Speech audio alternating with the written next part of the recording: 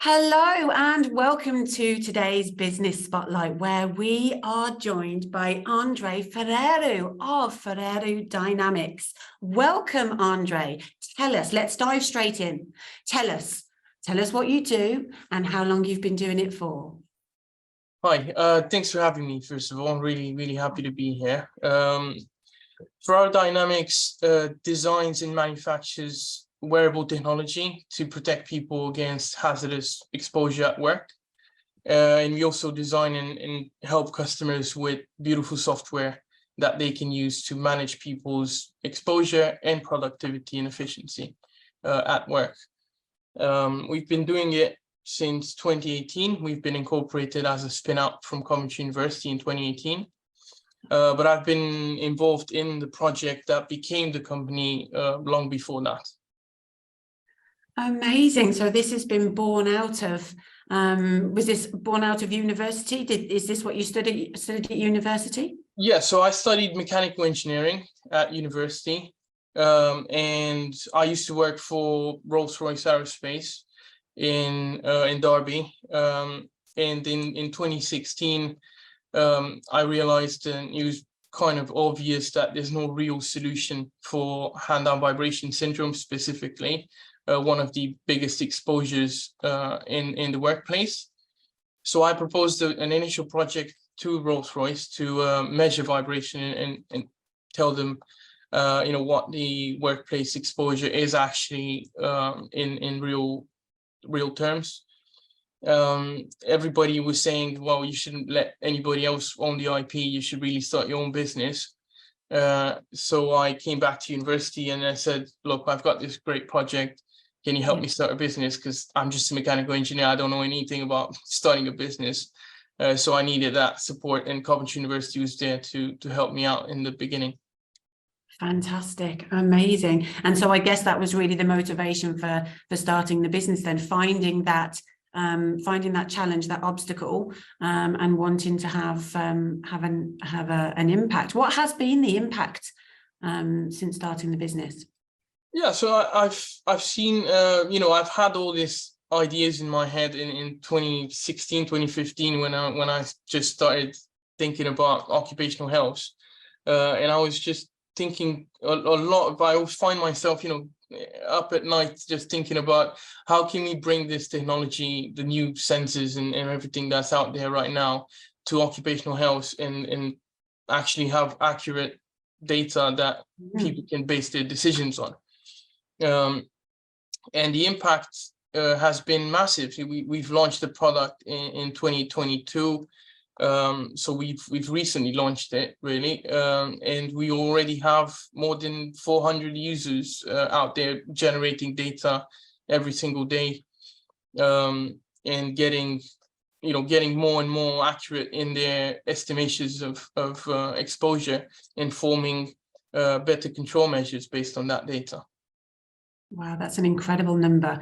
And yeah, we're only a touch into 2023, so a very short space of time there that you've had such a huge success. Has it been everything overall? Has it been everything that you hoped it would be? Well, yes, I think we're still quite early on the journey, so I'm still hoping that guidance changes will reflect more accurate ways of determining the risk of vibration specifically. But I think overall, yes, I think it's been more than I've hoped for. So, I hoped to make an impact in occupational health. I've done that, just by being invited at the BOHS conference, the British Occupational Hygiene Society. I've been invited every year to present on the initiative, and this year I'm actually nominated for one of the awards there as an innovative initiative. Oh, congratulations. Thank you. Hope I can win this time. It's been everything I hoped for personally as well. I was initially, when we started, it was just me and my brother. Yeah. And we hoped to, build the team and have success in this market, and we've really done that. So we built a world-class team. We have 8 people now. Fantastic. And I've grown personally quite a lot. You know, I started a business when I was still very, very young, just out of university. And I hoped to kind of forge a role for myself, not just go for a career or master's or a PhD. So I hoped for that, and I did. I think I did accomplish that, and I'm still going. So it's working. Yeah. Well, I can hear clearly your passion for what it is that you do, and I can hear clearly that you have your finger firmly on the pulse of making a change and making a difference in occupational health. What would you say makes you stand out so much in the industry? You've been nominated for an award. Everything crossed that you win this year. But what is it that you think? What's that magic sauce? Yeah, I think that's a good question, actually. There are a few things that differentiate us from others in this market space. I think traditionally everything exposure related, but specifically about hand-down vibration, was mainly done on paper. So people were working with vibration, and then at the end of the day, somebody would asking them, how long did you work with that tool? And then they will record that, and then they will have to do a manual calculation based on manufacturer's data published on the data sheet of the tool. Right. And that's how we determine the exposure. So you can see that's a very kind of reactive way of doing things, because you've already done the exposure, you've been exposed, and then you come out the next day and you find out that you've been exposed already. Yeah. And yeah, sure, you can implement control measures and avoid overexposure in the future. But we found that just by releasing the product and going out there in many workplaces already, we found that there's even a lack of awareness of hand-down vibration syndrome. So people are working not even knowing they're exposed. So I think that's the first step, is building that awareness that this is a real problem. It can get to very severe cases of vascular problems where you don't have blood flowing in your fingertips, you can't, button your shirt, you can't really, hold a cup of tea or things like that. So the first thing that differentiates us is we come from a very technological perspective, and we're trying to prevent hand-down vibration syndrome, not react to symptoms and then offer solutions after the symptoms already ingrained in the hands. And it's also is built with the latest technology, and not just hardware, but also software. And where, in 2023, everybody expects nowadays that you have software working very fast and looking, very slick and easy to use. So if that's something else that differentiates us, because other solutions that we've seen all have very old-fashioned type software, more for data analysis than for risk assessments or control measures. So we've tried to tailor the software for the decision maker involved in the occupational health part of the job. Yeah, I love that. I love the awareness, the educate and the prevent. I love that look. I love that outlook of what it is that you do. And I think one more thing, and this is what really differentiates us from everyone else, is that we've gathered a configuration. I actually have the glove on my hand right now, so I can kind of show you how it works. So we have sensors on the palm of the hand here. Yeah. And this measures acceleration, so it's vibration amplitude and frequency in real time. Yeah. We measure grip force, so how hard you're actually squeezing on the tool. Yeah.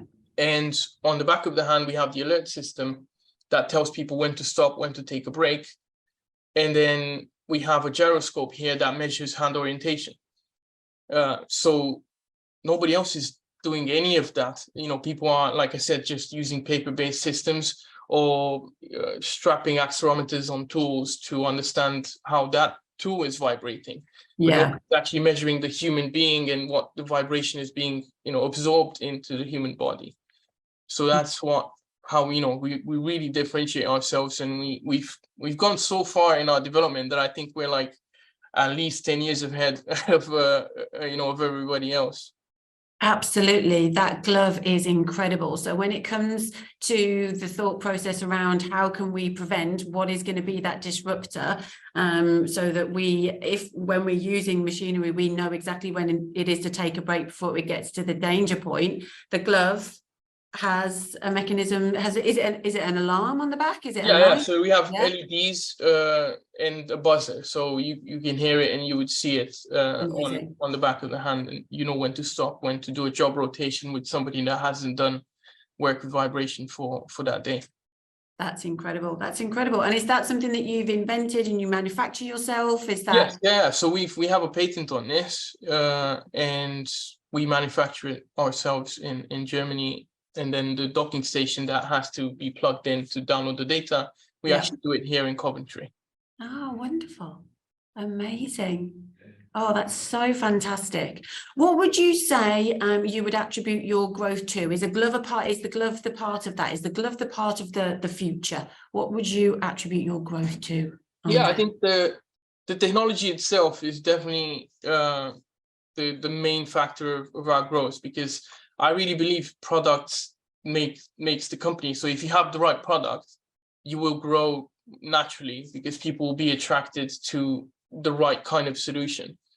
But I think also it's the team that we've been able to form. So because we've managed to get people from various backgrounds, from software development to hardware development to marketing and business, product development, engineering, all of them together, synchronized on this initiative of improving the current way of doing a risk assessment. It's been really the driver for growth, because like I said in the beginning, I came into this as a mechanical engineer, so I had to learn a lot about business and how to make a business work. And that kind of pushed me away from the mechanical engineering side of things, and I had to rely on a team to take over some of the things that I was doing. So that was really that's when we started to grow, when I trusted someone else to do what I had to do before.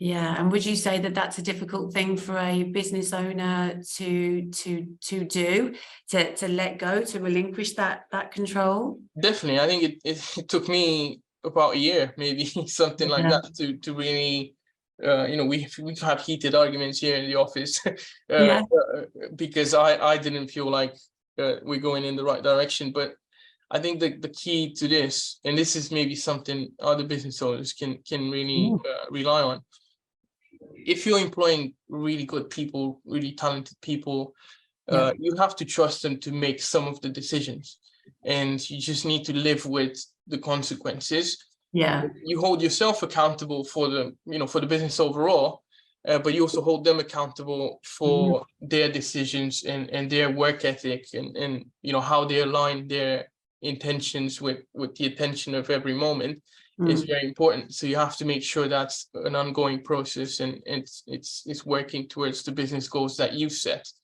So you don't really never kind of step away from the technical side in the big picture, but on day-to-day basis, you do have to delegate and let that go completely. Trust is such a huge part of business growth when it comes to building a team. Would you say that Coventry has a particularly brilliant talent pool for manufacturing, for engineering? Definitely, yes. I think Coventry is famous for that, and I came to Coventry from Romania because of that reputation of engineering and manufacturing. So I wanted to be a great engineer, and Coventry attracted me straight away to come here. And 5 out of 8 people in our team are Coventry University graduates. So that just speaks to the level of people that we can recruit from here. Absolutely. Coventry's buzzing at the moment. It's thriving, isn't it? Andrei, what would you say is your sort of key to balancing your personal life and the demands of running the business? Yeah, I recently had a child as well, so it's yeah. I Congratulations. feel that question. More of a juggle. Yes. Yeah, she's 2 years old now. And it's been difficult. I mean, it's not easy. You know, sometimes I don't get to see some of the special moments in her development. You know, I don't get to spend maybe enough time with my wife as much as I wanted to, and things like that. But it's a journey, and if you know, if you plan a good routine and you stick to it, then they know what to expect. The business knows what to expect. I mean, the team in general, the shareholders, and the market, and all the partners know what to expect from you. Yeah. And just have that discipline to deliver whatever people expect. So it's been difficult, and you know, I think I'm lucky that I'm still very young, so I have a lot of energy. I have, you know, very good health, thanks to my routines and the development of you know, books I read and things like that. And Action Coach actually helped as well. So that's really, yeah, work-life balance wise, I learned a lot of things from Action Coach on that respect. And I've tried implementing them, and they actually worked. So it's lots of credit to Anna and the team there. Yeah, it's really important that there is that opportunity to live a little while we're running a business. We often slice out a little bit of life from the business that they're building, and I know that this would have been shared with you from working with Anna and Action Coach, is that we're building creating a life that you want from the business. And that's the most important thing. So I love that you've got routine, sticking to your routine, and personal development through reading and listening to your coach. I like it. I like it a lot. What has been your biggest learning, would you say? I think I mentioned it briefly before, coming from a very technical background to a business background.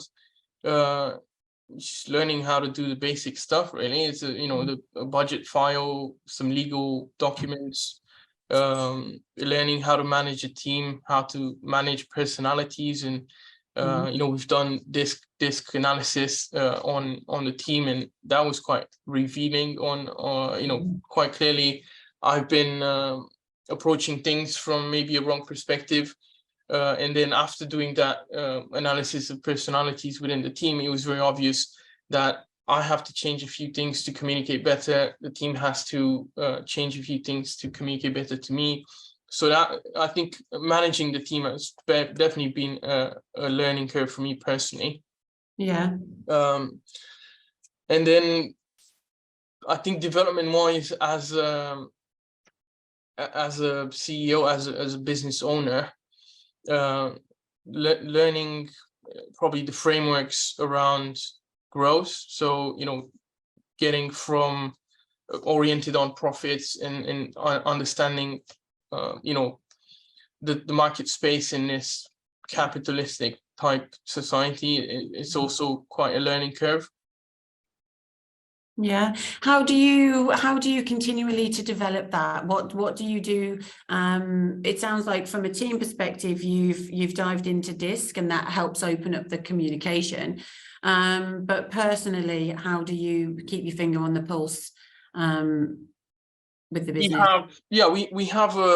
We work in an agile type methodology. So we have meetings every morning on, you know, what our goals as a team, what's individual goals as an employee and as a team player. Yeah.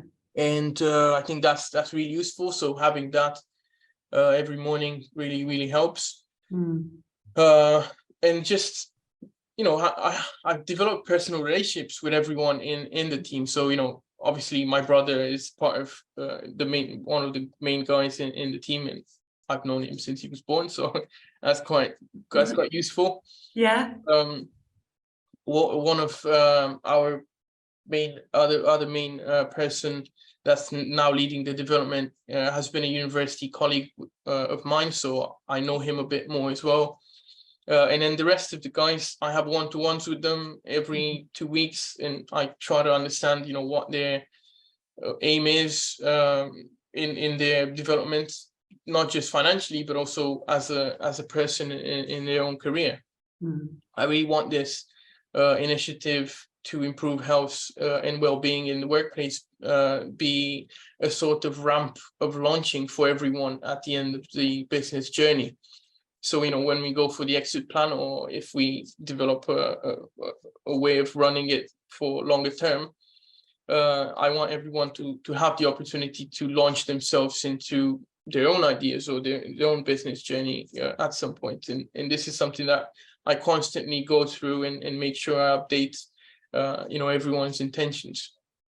Yeah, one goal, one journey. I love that. And that brings me brilliantly to my final question, which is, where do you see yourself in 5 years? And are there any words of advice for other business owners who are looking to grow? Right.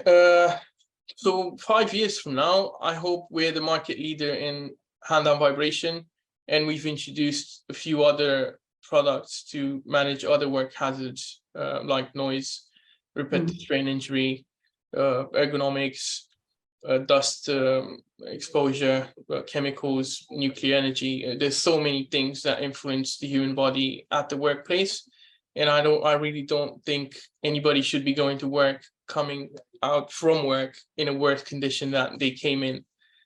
So that's really the main focus, and in 5 years I hope I can be a lot further in that journey of protecting people at work, and be the market leader for hand-on vibration essentially in the UK.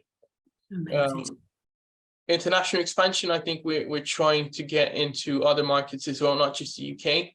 And we already have customers in Canada. We're going to have a few customers this summer, I think, in the European Union, and we'll see how that grows. And we're actually thinking about a subsidiary or working with our distributor, our international distributor, to tackle those markets. So in 5 years, I hope we can make that decision to either start our own subsidiary or work more closely with distributors in European countries and the Americans. And then advice for businesses, I think just try to take advantage of the resources that are available, from government schemes, things like Action Coach. Having a coach is really, really important. I think I've learned that the hard way. So I was kind of reluctant in the beginning as well. And then going through that journey of having a coach, I think really it's just someone keeps you accountable for things. And as a business owner, you really need that. And then there are grants and things that the council offers that you can take advantage of. The university has a lot of frameworks you can take advantage of. If you're just starting out and you have a good idea, you're trying to make it work. There's so much resource, so many resources really, and so much you can take advantage of. And most of it is free. So try to exhaust all the free resources you can find, and then go for a coach when it's the right time. I absolutely love that. I love that. I love exhaust. Reach for that help, that guidance wherever it's available, and go for gold. I've no doubt that you are going to be taking over the world and helping so many people. It's been an absolute pleasure to chat and to learn more about you and your business. And I feel incredibly proud that you are in Coventry and flying the flag for Coventry and doing Coventry so well. So thank you so much for joining me, Andrei. I'll look forward to sharing your story with our viewers. Thank you so much. Thank you. I really appreciate your time and inviting me here. Thank you. Have a good day. No, thank you.